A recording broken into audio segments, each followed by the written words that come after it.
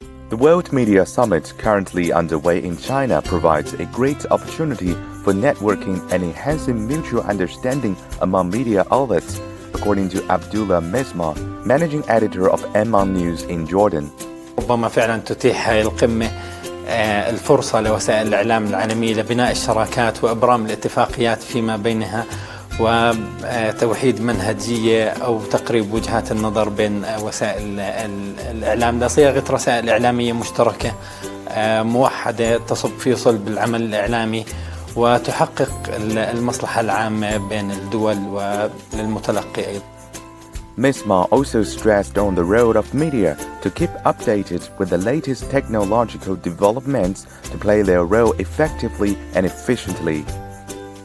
الإعلام دائما هو أول من يواكب التطور وعليه أن يكون كذلك كي يتمكن من الحفاظ على أهمية دوره في المجتمع، لأنه